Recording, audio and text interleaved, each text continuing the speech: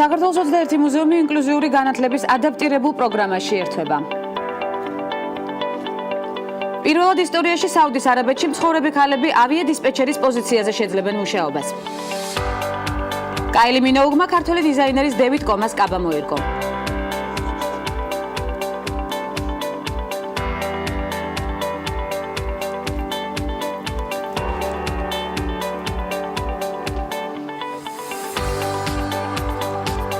და 1 სექტემბერი ხუთშაბათი და მორიგი ნარატივი ამასობაში Forbes-მა ამერიკის ყველაზე მდიდარი ადამიანების ყოველწლიური სიის გამოქვეყნება 1982 წელს დაიწყო, თუმცა პლანეტის ყველაზე მდიდარი ადამიანების შესახებ მონაცემების გამოცემა 1918 წლიდან აგროვებს. Forbes-ის მდიდარი ადამიანების პირველი სია თავად გამოცემის დამფუძნებელმა ბერტი ჩარლზმა შეადგინა და მასში 30 ამერიკელი ბიზნესმენი შედიოდა. რეიტინგი ამერიკის წამყვანი ბანკირების გამოკითხვის შედეგად შედგა. სიის პირველ ადგილს ჯონ როკფელერი იკავებს, მსოფლიოს პირველი მილიარდერის ქონება 1918 წელს Forbes-მა 1.2 მილიარდ დოლარად შეაფასა, წელს კი 21 მილიარდად. გამოცემამ ქონება ამერიკულ დოლარში დააკონვერტირდა ინფლაციის მაჩვენებლის გათვალისწინებით, განსხვავებული მეთოდით თუ კი გამოცემა ქვეყნის იმდროინდელ ეკონომიკურ მაჩვენებლებსაც გაითვალისწინებდა, როკფელერის ქონება 300 მილიარდ დოლარზე მეტად შეფასდებოდა.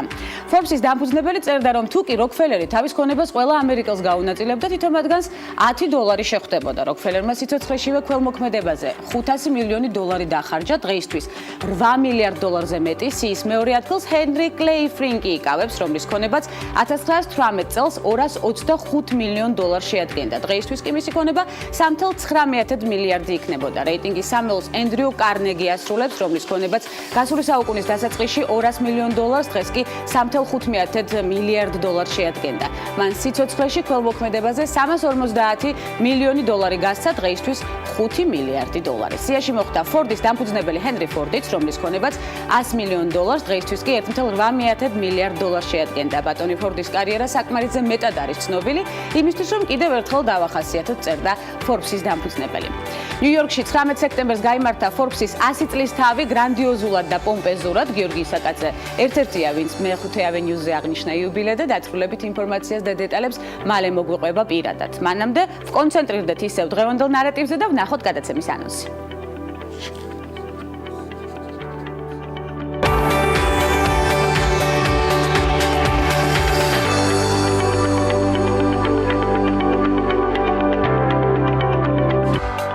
ხუთშაბათის ნარატივი და სტუმრები გადაცემაში. ნათია ჭაბუკიანი, თვითნასწავლი მხატვარი და რუსუდან მუმლაძე, მომღერალი. ნიშნულოვანზე, აქტუალურზე და მამოტივირებელზე კონცენტრირებით ქალების ნარატივი. ვანძალ ახიძესთან ერთად.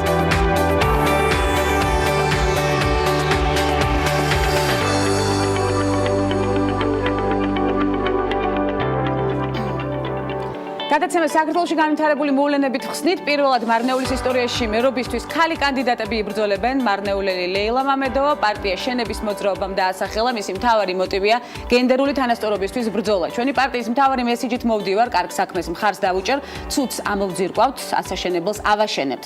მეორე კანდიდატი კი პარტია საქართველოს მიერ დასახელებული ლიანა ბეჟანიშვილ-მესტვირიშვილია. ის წარმოშობით თეთრი წყაროს რაიონიდანაა. მიუხედავად იმისა, რომ მარნეულიდან არ არის, მისი 6 წლიანი გამოცდილება ქართულ ამერიკულ სკოლაში, რომელიც მარნეულში ფუნქციონირებდა, აძლევს იმის თქმის საშუალებას, რომ მარნეულში არსებულ ვითარებას კარგად იცნობს.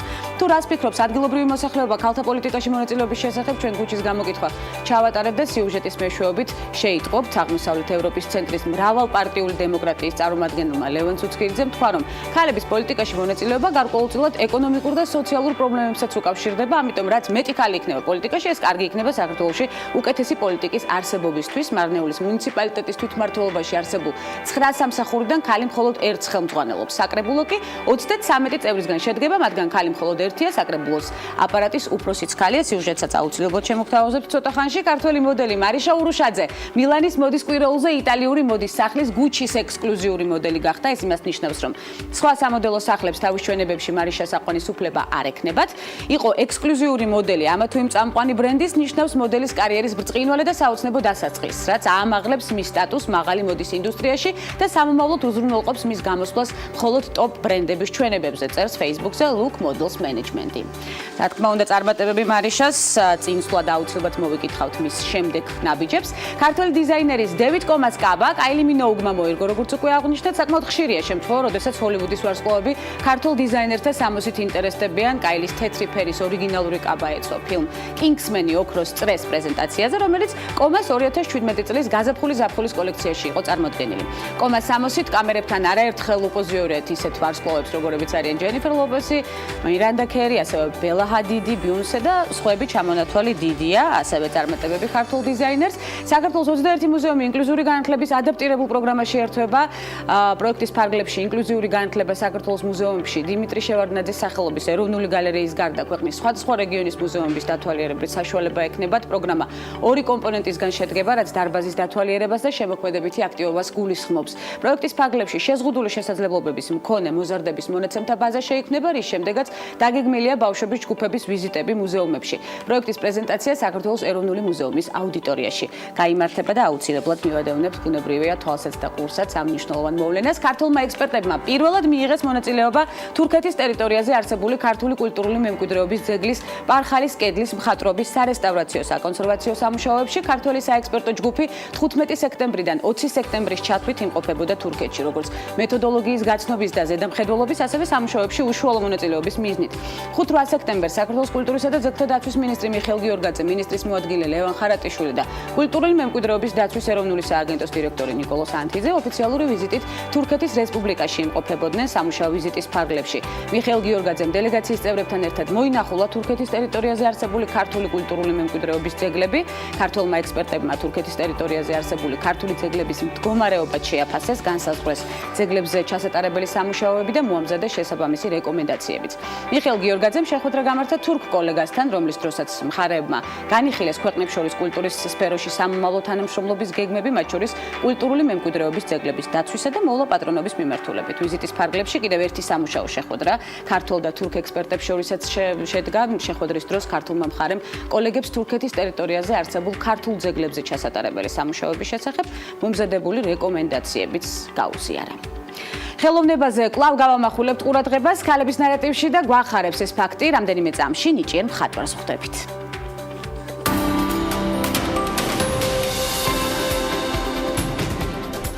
ანდრეა იუანგი კომპანია ეივონის ყოფილი გენერალური დირექტორია. თუმცა ქალის ნიჭი იმდენად დააფასეს, რომ მისთვის სრულიად განსხვავებულ სფეროში მოუწია მუშაობა. 2010 წელს კომპანია ეფლის დირექტორთა საბჭოში მიიწვიეს. ანდრეა ერთადერთი ქალბატონია კომპანიის ხელმძღვანელობაში. იგი ერთ-ერთი გამორჩეული პერსონაა ეფლის ისტორიაში, რომელმაც მოახერხა ყოფილიყო წარმატებული როგორც ეივონში, ასევე ეფლში. 2012 წელს უდიდესი სკანდალი გამოიწვია ანდრეას მეხსამეობის შესახებ გავრცელებულმა ინფორმაციამ, თუმცა ამან ნამდვილად ვერ შეუშალა ხელი ამ ძლიერი ქალბატონის კარიერულ წინსვლას. ანდრეა ეივონში 1994 წელს მივიდა და მარკეტინგის განყოფილებას ჩაუდგა სათავეში. 1999 წელს კი აღმასრულებელი დირექტორი გახდა. კომპანიის ამჟამინდელი წარმატებები სწორედ ანდრეას დამსახურებაა. მისი ინიციატივით ფირმაში შეწყდა პროდუქციის გამოცდა ცხოველებზე, რამაც მრავალი კლიენტის კეთილგანწყობა მოიტანა. ანდრეა იუანგი ეფლთან ერთად General Electric-ის დირექტორთა საბჭოების წევრიცაა. ჟურნალ Forbes-ის ბოლო 2011 წლის მარტის რეიტინგში მსოფლიოს 2000 საჯარო კომპანია ეივონი 11,77 მილიარდ დოლარიანი საბაზრო კაპიტალიზაციით 812 ადგილზეა. გაყიდვის მოცულობით კი 719-ია მსოფლიოში და 42,000 თანამშრომელი ყავს.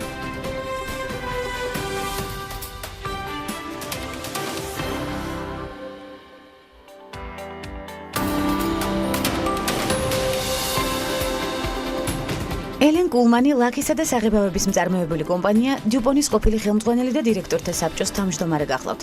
კომპანია ასევე მცენარეთა დაცვის საშუალებებს აწარმოებს.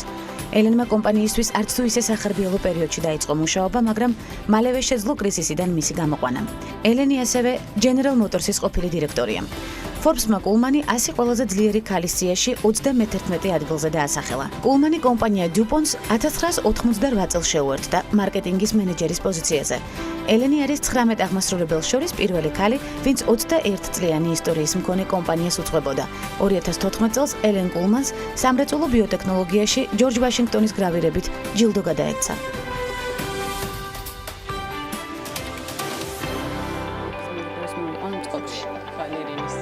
სამოყვარულოდ შექმნილი სახასიათო პერსონაჟები და მისი ნამუშევრები დაინტერესებული საზოგადოება საქართველოში და საქართველოს ფარგლებს გარეთ.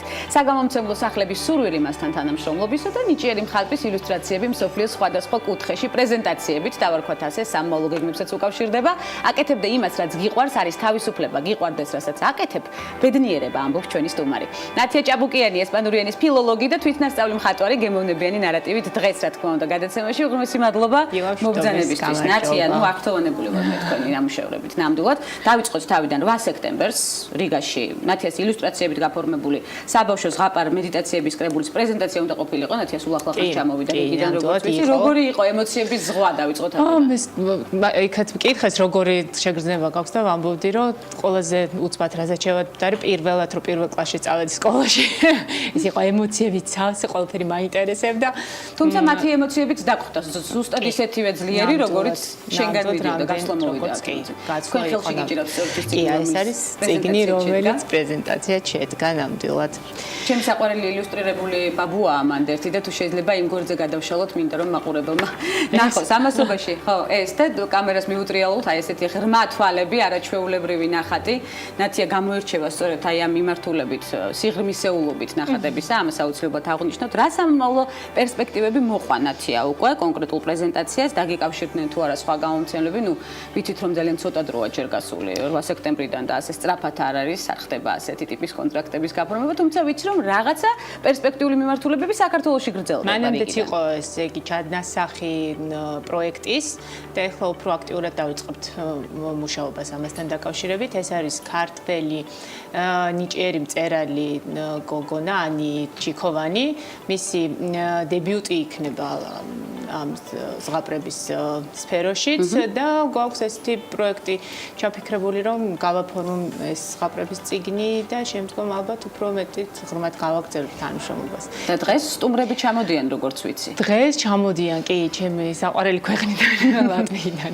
ლატვიიდან ხვდები ანსამბლს ფოლკლორულ ანსამბლს, რომელთან ერთადაც მოვიდით საქართველოს, გვექნება ბათუმში, თელავში, ლოპოტაზე კი კონცერტები გვექნება და ესეთი კულტურული ტრადიციების გაცვლის შესაძლებლობა გვექნება. რამდენი ხნის განმავლობაში გაგრძელდება? 8 დღის განმავლობაში, თვის ბოლოს გამგზავრებიან უკან დარწმუნებული ვარ, რომ ემოციურ წავსე გავცვლით ამ ემოციებს და სამომავლოდ შესაძლებელია კიდევ დაიგეგმოს მსგავსი კონცერტები. კი, აუცილებლად ეს არ არის პირველი შემთხვევა, ასე რომ მომავალ წელსაც აუცილებლად გვექნება. საქართველოში რომელ საგამომცემლო სახლებთან თანამშრომლობთ? ჯერჯერობით არც ერთთან. რა საინტერესოა. ქალების ნარატივი იქნება. სატელევიზიო პლატფორმა, რომელიც საშუალებას მისცემს ქართულ საგამომცემლო სახლებს არაჩვეულებრივი ილუსტრაციებისა, ამის დასტური გვაქვს ნამდვილად და ჩვენს მაყურებელს იმედია ეძლევა საშუალება იმ არაჩვეულებრივი კადრების ხილვისა, რომელიც წარმოადგენს იმ ნიჭიერების ზეიმს, რომელიც დღეს სტუდიაში ზეიმობს, შეიძლება ასე ითქვას, თქვენი პირადი შთამაგონებელი ილუსტრატორი ვინ იყო? ნათია ძალიან საინტერესო. აი,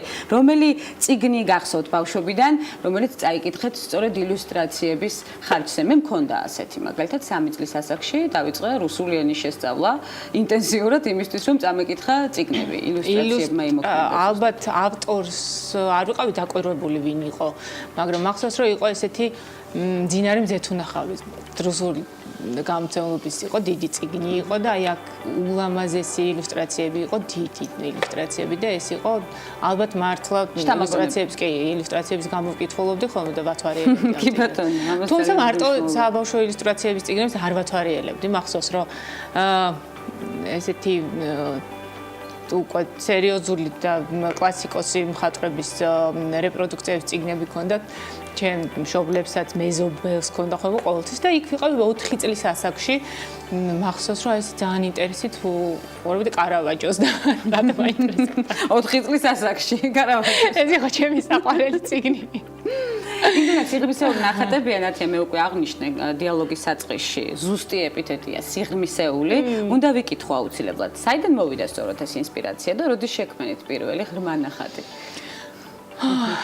ვერ გეტყვი განცად, ვერ გეტყვი, იმიტომ რომ რაც თავი მახსოვს მართლა ვხატავ.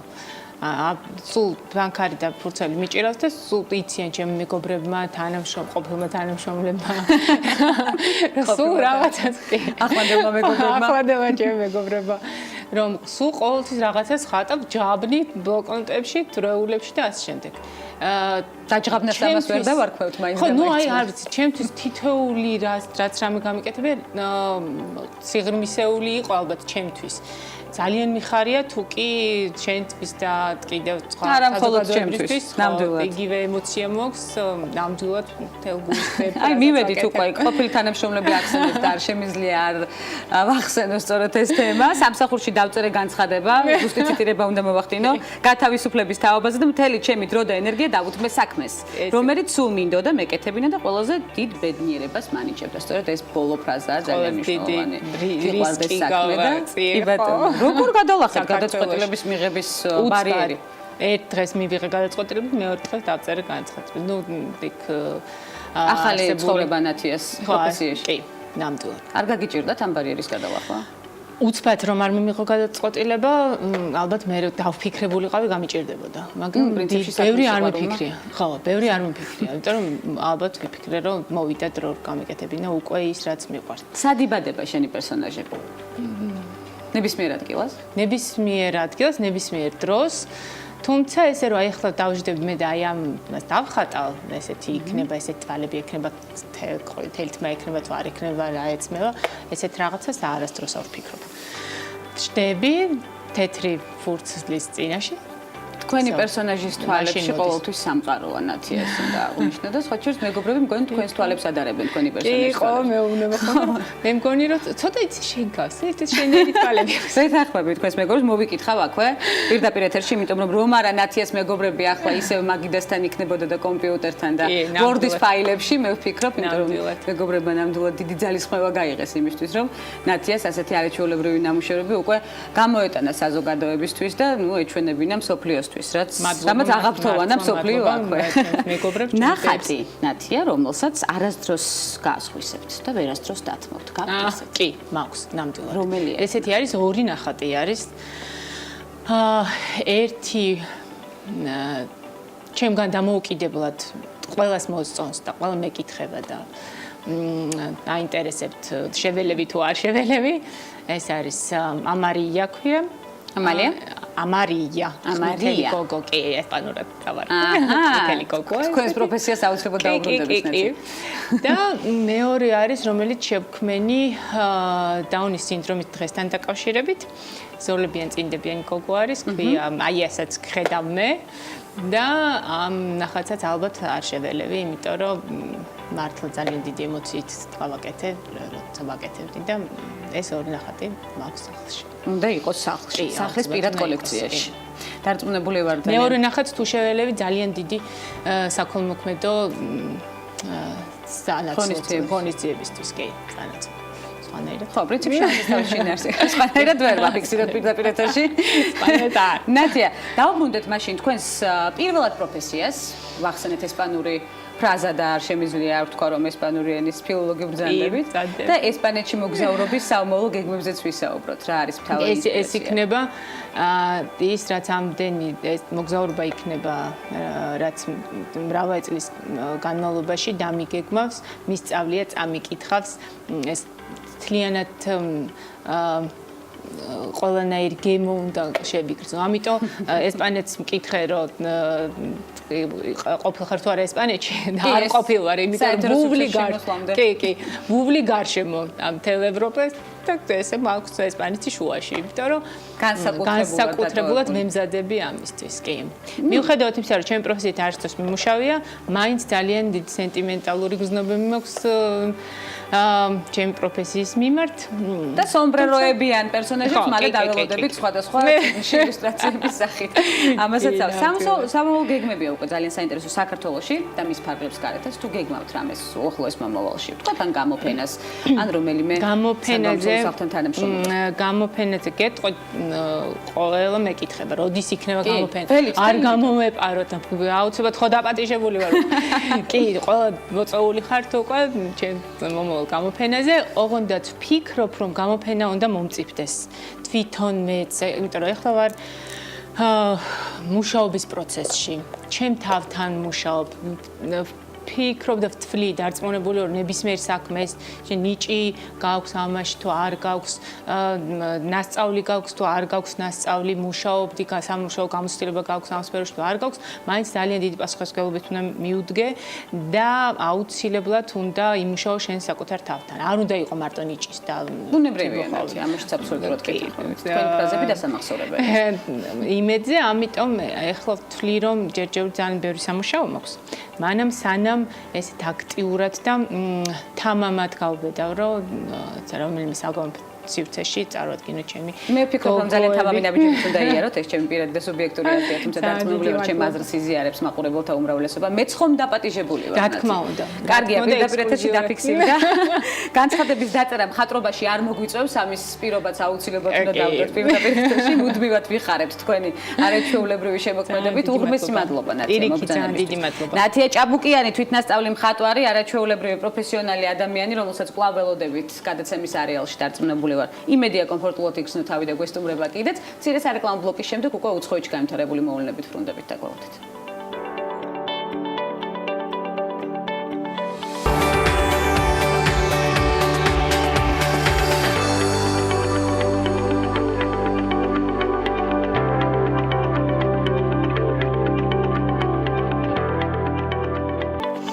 რეკლამის შემდეგ უკვე უცხოეთში განვითარებული მოვლენებით ვრუნდებით. პირველად ისტორიაში საუდის არაბეთში მცხოვრები ქალები ავიადისპეჩერის პოზიციაზე მუშაობას შეძლებენ. ამის შესახებ გამოცემა Arabian Business წერს Saudi Air Navigation Service.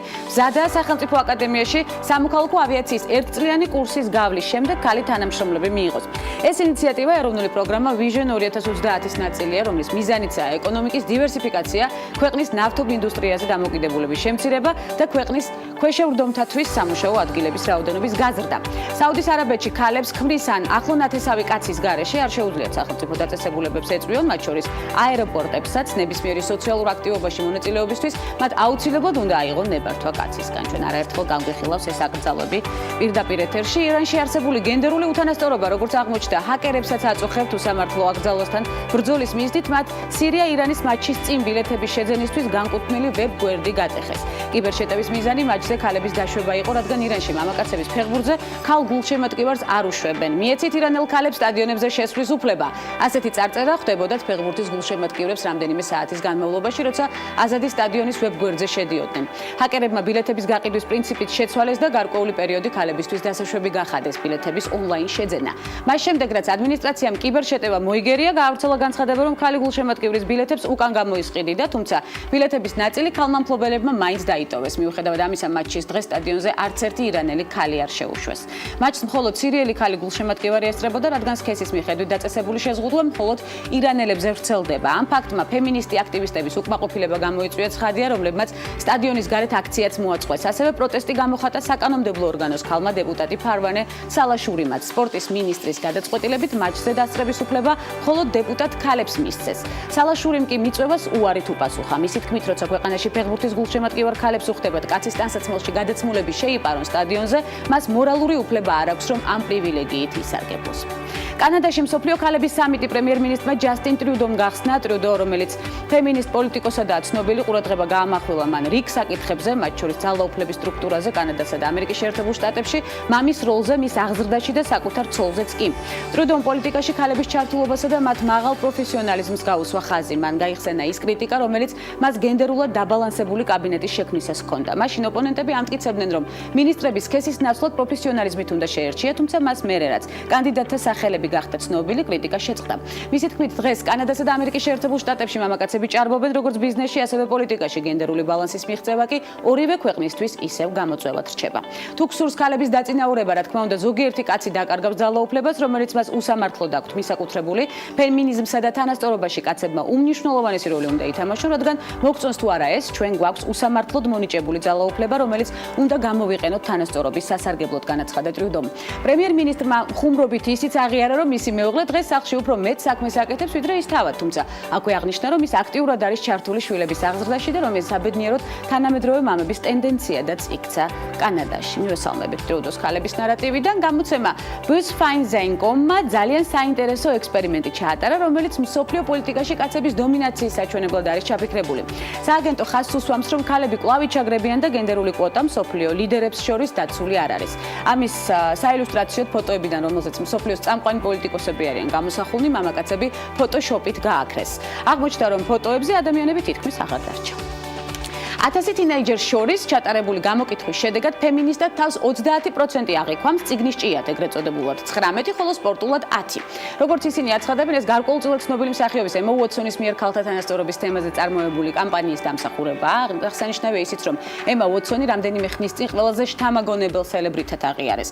მან ამ ნომინაციაში არიანა გრანდეს, ბიუნსეს და ზანა მალიკას გაუსწრო. ამ 1000 გამოკითხულიდან უმრავლესობა ემას კამპანიით აღფრთოვანებულია და თვლის, რომ ის მისაბაძი მაგალითია, როცა საქმე ფემინიზმს და გენდერულ თანასწორობას ეხება. NCS-ის მარკეტინგის დირექტორი თვლის, რომ ბოლო დროს პოლიტიკითა და საზოგადოებრივი საქმიანობით დაინტერესებული ახალგაზრდობის უფრო და უფრო მეტი პროცენტი ინტერესდება გენდერული საკითხებით, ხოლო ემა უოტსონის ეფექტმა ამაში დიდი როლი შეასრულა. მონობაში მყოფ ადამიანთა შორის ქალები და გოგონები უმრავლესობას შეადგენენ. შრომის საერთაშორისო ორგანიზაციის ვებგვერდზე გამოქვეყნებული კვლევის თანახმად 2016 წლისთვის მსოფლიოში 40 მილიონი ადამიანი თანამედროვე მონობის მსხვერპლი გახდა. აქედან დაახლოებით 152 მილიონი ბავშვია, რომლებიც იძულებითი შრომით არიან დაკავებულნი. კვლევა შრომის საერთაშორისო ორგანიზაცია, მიგრაციის საერთაშორისო ორგანიზაციასთან და Walk Free Foundation-თან ერთად ჩაატარა. შედეგები გაეროს გენერალური ასამბლეის ხდომაზე იყო წარმოდგენილი. კვლევის თანახმად დაახლოებით 40 მილიონი ადამიანი მონობის მსხვერპლია, დაახლოებით 25 მილიონი იძულებითი შრომით არის დაკავებული, ხოლო 15 მილიონი იძულებით დააქორწინეს. აღსანიშნავია, რომ მონობაში მყოფ ადამიანთა შორის ქალები და გოგონები უმრავლესობას შეადგენენ, დაახლოებით 29 მილიონი, ანუ 71%. სექსუალური მონობის მსხვერპლის აბსოლუტური უმრავლესობა კი 99% ქალია. კვლევამ აჩვენა, რომ დაახლოებით 5-დან 17 წლამდე ასაკის 152 მილიონ ბავშვს აიძულებენ მონურ მუშაობას. ძირითადად ბავშვთა შრომა გამოიყენება სასოფლო-სამეურნეო სფეროში. შედარებით ნაკლებად მომსახურებისა და წარმოების სექტორში აფრიკის კონტინენტზე კი ყველაზე მეტი ბავშვი მუშაობს. შრომის საერთაშორისო ორგანიზაციის განცხადებაში ნათქვამია, რომ გაეროს მდგრადი განვითარების მიზნები ვერ შესრულდება, სანამ ხალხი უფრო აქტიურად არ ჩაერთვება თანამედროვე მონობისა და ბავშვთა შრომის წინააღმდეგ ბრძოლაში. უერთდებით ამას რცხადია. ემის მფლობელი მსახიობი კი ელიზაბეთ მოსი წლის საუკეთესო დრამატულ სერიალში თამაშის შემდეგ ახალ პროექტზე იწყებს მუშაობას. Call Jane ასე ქვია ახალ ფილმს, რომლის რეჟისორიც საიმონ კერტისი იქნება. რაც შეეხება პროდიუსერს, კინოსურათს რობი ბრენერი ჩაიბარებს, რომელსაც ნამუშევარი აქვს ისეთ პროექტზე, როგორიც არის Dallas Buyers Club და სხვა. ფილმის სიუჟეტი 1960-იანი წლების ჩიკაგოში ვითარდება და ის ნამდვილ ამბავზეა დაფუძნებული. როდესაც ამერიკაში აბორტი აკრძალული იყო და ქალებს მალულად უწევდათ მისი გაკეთება, რამაც ბევრი მათგანის გარდაცვალება გამოიწვია. ელიზაბეთ მოსი კინოსურათში ჯეინს განასახიერებს ქალს, რომელიც არასასურველი ორსულობის შეჩერებას ცდილობს და სწორედ ამ დროს აღმოაჩენს მიწისქვეშეთში მოწყობილ კლინიკას, სადაც ქალები აბორტს იკეთებენ. როგორც ცნობილია, ფილმის გადაღებები 2018 წლის გაზაფხულზე დაიწყება, მოუთმენლად ველით პრემიერა საქართველოში ცხადია. ფრანგმა დიზაინერმა კრისტიან ლობუტენმა და მსახიობმა გვინეთ პელტროუმ საერთო კოლექცია შექმნეს სახელად Coupe X Christian Louboutin. მისი გამოსვლა კალიფორნიაში გვინეთის პირველი მაღაზიის გახსნას ეძღვნება. კოლექციაში ფეხსაცმლის 4 მოდელია, ფასები $795-დან $945-მდე მერყეობს. და შვეიცარიაში გადავინაცვლოთ, შვეიცარიული კომპანია AAB-ს წარმოებული დირიჟორი რობოტი სახელად Yumi პირველად წარსდგა პუბლიკის წინაშე და სიმფონიურ კონცერტს გაუძღვა. კონცერტი 12 სექტემბერს გაიმართა ვერდის თეატრში, რობოტექინგის საერთაშორისო ფესტივალის ფარგლებში. რობოტში ხელების მოძრაობის ალგორითმი მაესტრო ლუკა ანდრეა კოლომბინის მოძრაობის მიხედვით ჩაწერეს. მუსიკოსების თქმით, მათ დრო დასჭირდათ, რომ ამ უცნაურ ფაქტს შეგუებოდნენ ცხადია, თუმცა შემდეგ ყველაფერი კარგად წარიმართა და რობოტი იდეალურად წარუძღვა კონცერტს. საინტერესო იქნებოდა ამ კონცერტის ხილვა, ცხადია, იუმის ჩვენც უმასპინძლებდით ქალების ნარატივში დიდი სიამოვნებით და შესაძლოა ასეც მოხდეს უახლოეს მომავალში, მანამდე კი რამდენიმე წამში ნიჭიერ მუსიკოს უმასპინძლებთ, რომელიც უკვე ემზადება კულისებში თქვენთან შესახვედრად დაგვეოდოთ.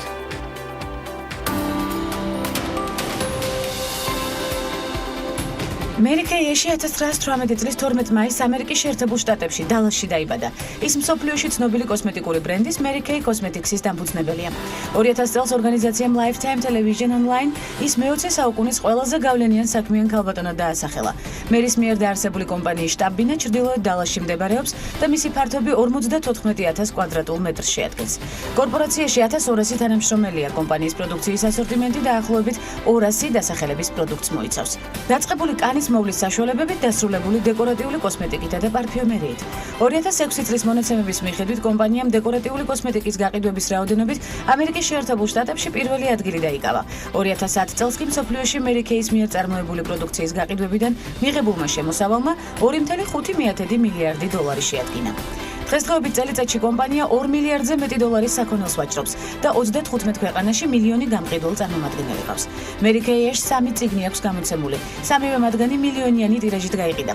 ერთ-ერთი წიგნი სახელწოდებით ადამიანებთან მუშაობის უნარები ჰარვარდის უნივერსიტეტში ისწავლება.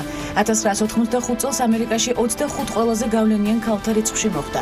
1996 წელს Mary-Kay ეროვნული ბიზნესის დამსახურებულ წევრად დაასახელეს.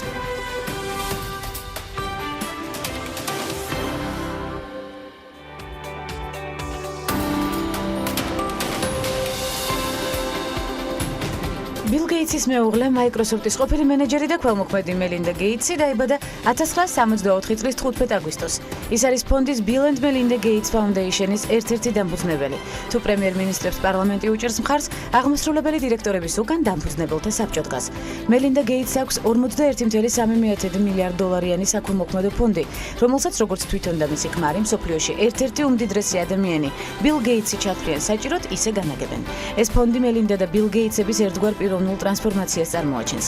თავისი 15 წლიანი არსებობის მანძილზე საქველმოქმედო ფონდმა პირველად განახორციელა უპრეცედენტო მასშტაბის ინვესტიცია პოლიომიელიტისა და მალარიის აღმოფხვისა და ასევე განათლების გაუმჯობესების სფეროში. 1997 წელს Melindam პირველად მუშაობა Microsoft-ში დაიწყო. მანამ კომპანიაში პოზიცია პროდუქტის მენეჯერის თანამდებობაზე დაიკავა. მუშაობა ახალი დაწყებული ჰქონდა, როდესაც კომპანიის დამფუძნებელმა იგი პაემანზე დაპატიჟა. წყვილი ერთმანეთს 7 წლის განმავლობაში ხვდებოდა, ხოლო 1994 წელს ბილმა და Melindam ჰავაიში იქორწინეს. ბედნიერ ქორწინებას 3 შვილი მოყვა. 1996 წელს Melindam უკვე Microsoft-ის გენერალური მენეჯერის თანამდებობა ეკავა. დღეს კი Gates-ების 41,3 მილიარდი ამერიკული დოლარის ღირებულების საქველმოქმედო ფონდი ახლო აღმოსავლეთში შექმნილი კრიზისის გამო ლტოლვილებად ქცეულ ადამიანთა დასახმარებლად 17,5 მილიონ დოლარს რიცხავს. ხოლო 20 მილიონზე მეტ დოლარს გენდერული პროექტებისთვის.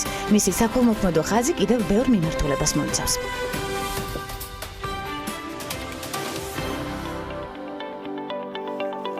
მან მუსიკის წერა 8 წლის ასაკიდან დაიწყო, აქვს 20 წლიანი პედაგოგიური გამოცდილება ვოკალში, თავად ავტორია უამრავი სიმღერისა თუ საგალობლის და ამასთან გახლავთ მედიათეკის კულტურულ საგანმანათლებლო მიმართულების ხელმძღვანელი. რუსუდან მუმლაძე, მომღერალი, გემოვნებიანი ნარატივით გადაცემაში მოგესალმებით. რუსუდან პირველ რიგში უღმესი მადლობა, არა ჩუულებრივად გამოიყურებით. სტუდიაც გაგვილამაზეთ საქმე, ეს აუცილებლად უნდა აღინიშნოთ. აწყოთ პოეზიის საღამოებს ხშირად რუსუდან და მეთანხმეთ. მედიათეკაში მრავალი საინტერესო ღონისძიება იგეგმება თქვენი ინიციატივით, მე რამდენადაც ვიცი. თავად თუ გიცდიათ წერა ლექსების, სანამ მუსიკაზე გადავინაცვლებთ.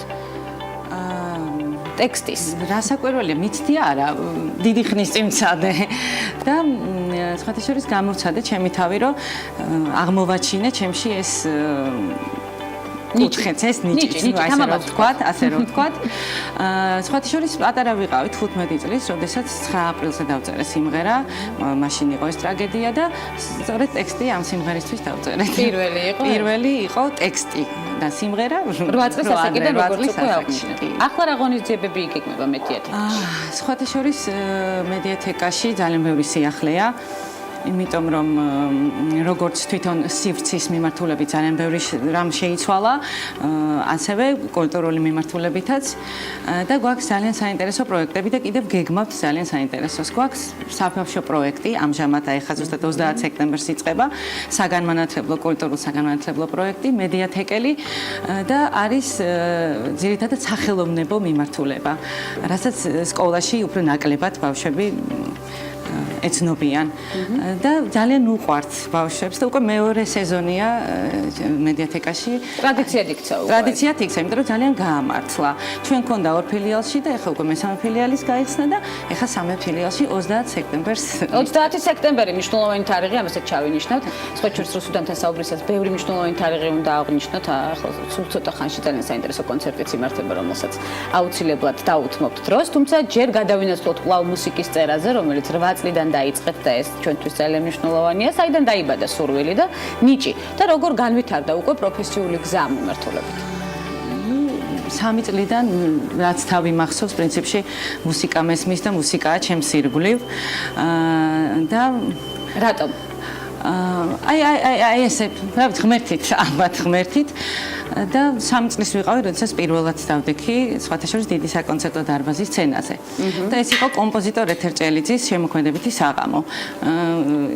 მან აღმომაჩინა პიონერთა სასახლეში ბავშვს ეძებდა მისი საბავშვო სიმღერისთვის და რატომღაც სნეა მომარჩია და აი რატომღაც კარგი იყო. და აქედან დაიწყო ჩემი ძალიან საინტერესო შემოქმედებითი ბავშვობა. და სხვათა შორის ინტერვიუ ქონდა 2-3 დღის წინ და იქაც აღნიშნე რომ ისეთი ინტენსიური და აი მოუსვენარი ბავშვობა მქონდა ამ მხრივ, რომ აი ბაღში ძილიც კი არ მეწერა, იმიტომ რომ დედა დამადგებოდა თავზე ტექსტით, რომ ადექი ეთერი მდარეკა კონცერტია. აი ესეთი ყოველდღიური რეჟიმში ბავშვობა და გამოვიარე. კი ბატონო, გარდენ ჰოლში 6 ოქტომბერს იმართება ის კონცერტი, რომელიც რამდენიმე წამის წინ აღნიშნე. პროგრამა უნდა გაგვიზიაროთ აუცილებლად და შინაარსი, რომელიც საქველმოქმედო ხასიათს ატარებს, რამდენადაც ვიცი. ნუ ერთგვარი ინსპირაცია იყო ჩემი შემოქმედებითი ცხოვრება, რომ აქამდე მოვსულიყავი და დამეგეგმა სოლო კონცერტი. ეს ბევრ სირთულეებთან არის დაკავშირებული, როგორც საორგანიზაციო, ასევე შემოქმედებით სირთულეებთან, თუმცა მე ამაზე არ ვნერვიულობ, იმიტომ რომ ძალიან მომზადებული და ძალიან შემართებით და რაღაც პროფესიონალად თვით დაჯერებული ვხვდები ამ თარიღს. აბსოლუტურად გეთანხმებით. ესე რომ არ ყოფილიყო, მე არავითარ შემთხვევაში ამას ჩემ თავზე არ ავიღებდი. და გადაწყვიტა რომ დამეგეგმა ეს კონცერტი და ყოფილიყო საქველმოქმედო. ყოველთვის მქონდა რომ ჩემი შემოქმედებით ხშირად არ გვაქვს ჩვენ საშუალება სამწუხაროდ რომ აი ხშირად ჩავერთოთ ქველმოქმედებაში, მაგრამ აი ხა ეს მომენტი ძალიან ისეთია ჩემთვის და სულ მინდოდა რომ ჩემი შემოქმედებით შემეტანა წვლილი ქველმოქმედებაში და ეს ძალიან გვახარებს. ეს დღეს დადგა და მე ძალიან მოხარული ვარ. დიახ. რაც ეხება კონცერტს. კონცერტი არის შემოქმედებითი საღამოს ხასიათი აქვს და ძირითადად შესრულდება ჩემი სიმღერები. ზოგი უკვე გაჟღერებული და არის ახალი სიმღერები. უკვე შეყვარებული. ჩემივე ტექსტებზე და ასევე ცნობილი პოეტების ტექსტებზეც და ასევე ვასრულებ ცნობილი კომპოზიტორების სიმღერებსაც. ვაშა აზარაშვილის, გოგი ჩლაიძის, ჯუმბერ ჯანდიერის, რომარ ცხილაძის, სხვათა შორის რომა თვითონ გამიკეთებს აკომპანიმენტს თავის სიმღერაზე და მე შევასრულებ და ზურა ლალიაშვილის სიმღერებს. წამყვანია ჯონი ჯანაშია. კი ბატონო. მრავალ მხრივ ნიჭით გამორჩეული ადამიანი და რა ვიცი. და რა ვიცი, ველით 6 ოქტომბერს ძალიან სასიამოვნო საღამო. მე ხალხი ვისარგებლო მინდა შემთხვევით და გადმოგცეთ მოსაწვევი მეგობართან ერთად მოგწამთ. თან 2 მოსაწვევი მაქვს, რა კარგია, როგორ გამიხარდა 6 ოქტომბერს, ესე იგი გეგმა არაჩვეულებრივ საღამოს 20 საათზე ზუსტად მე უკვე ინსპირირებული ვარ და არაჩვეულებრივ განწყობაზე ვარ. თქვენ არაჩვეულებრივი შვილი გყავთ, ასევე ოჯახით ხართ დაკავებული, თან საქმე, თან ხელოვნება, თან საორგანიზაციო საკითხები, ყველაფერი ერთად. როგორ ახერხებთ? ტაიმ მენეჯმენტი გითხარით თქვენი და უნდა დავასრულოთ. მშვენივრად ვახერხებ, იმიტომ რომ სამივე ლოკაციაზე, ესე რომ ვთქვათ, შემოქმედებით საქმეს ვაკეთებ და ეს ძალიან გიყვართ თქვენი საქმე სამივე ლოკაციაზე. და ყველგან ხელს მიწყობენ. აი ესეც მინდა აღვნიშნო. რამდენად კომფორტულად იგრძენით თავი ჩვენთან? კიდევ მოხვალთ? არაჩვეულებრივად, რა თქმა უნდა. ძალიან ბევრ საინტერესო თემაზე უნდა გავამახვილოთ ყურადღება. შესაბამისად, დაგპატიჟებთ რუსუდან მულაძე, მუსიკოსი, არაჩვეულებრივი ქალბატონი. უღრმესი მადლობა მას მობრძანებისთვის. ველით კვლავ, ასეთი იყო დღევანდელი ნარატივი. ხვდებით ერთმანეთს ხვალ პარასკევს, ზუსტად 11 საათზე, რა თქმა უნდა, TV პირველის პირდაპირ ეთერში მორიგ აქტუალურ და საინტერესო თემებზე სასაუბრად. ბედნიერ ხუთშაბათს გისურვებთ.